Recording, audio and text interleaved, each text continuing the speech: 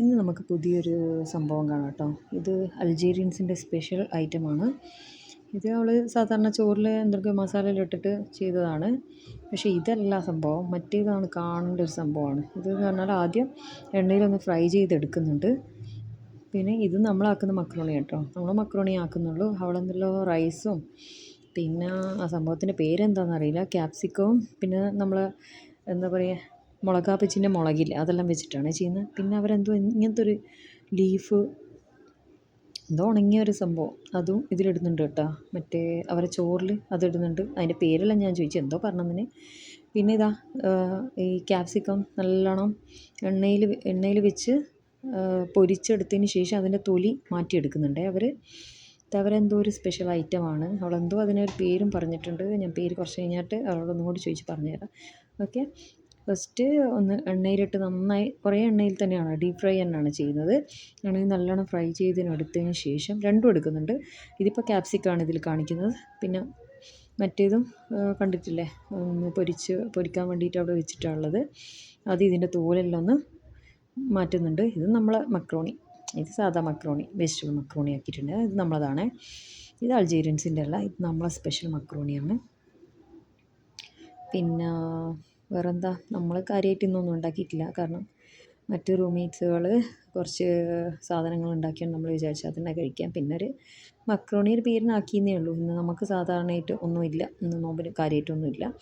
അപ്പം അവൾ പിന്നെ ചിക്കനെല്ലാം പൊരിക്കുന്നുണ്ട്.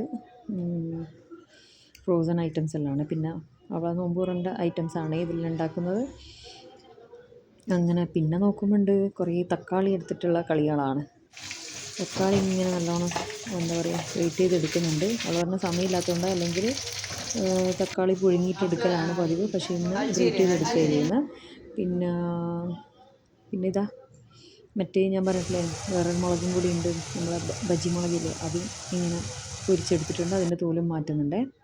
അതിന് ശേഷം പിന്നെ തക്കാളി ഒന്ന് നല്ലോണം എണ്ണയിലിട്ട് വഴറ്റി എടുക്കുന്നുണ്ട്. അതിന് ശേഷം ഇത് അതിലേക്ക് ആഡ് ചെയ്യലാന്ന് തോന്നുന്നു. കുറച്ച് വെള്ളം ഒഴിച്ചിട്ടുണ്ട് അവൾ. പിന്നെ വഴറ്റിയതിന് ശേഷം കുറച്ച് വെള്ളം ഒഴിച്ചിട്ട് തിളപ്പിക്കാൻ വെച്ച കണ്ടിട്ടുണ്ട്. പിന്നെ അതിന് ശേഷം ഇതാ ക്യാപ്സിക്കത്തിനൊപ്പം മറ്റേ മുളകും കൂടി മുറിച്ചിടുന്നുണ്ട്.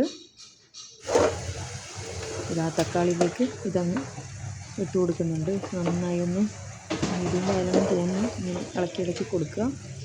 പിന്നെ അവൾ പറഞ്ഞ ഇതിലേക്ക് വേണ്ടുന്നത് ഗാർലിക് പേസ്റ്റാണ്. ഗാർലിക് പേസ്റ്റ് ചേർത്ത് കൊടുക്കുന്നുണ്ട്.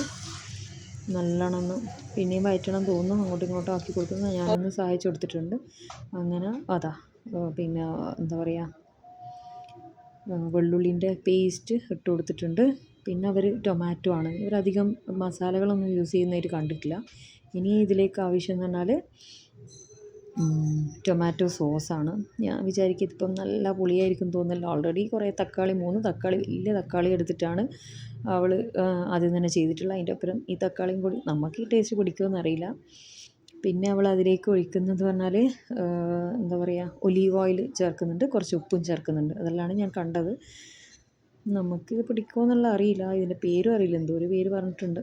പിന്നെ അവൾ പറഞ്ഞത് ഇതിപ്പോൾ നോക്കുമ്പോൾ കുറച്ച് ഒലീവ് ഓയിൽ ഒഴിച്ച് കൊടുത്തിട്ടുണ്ട്.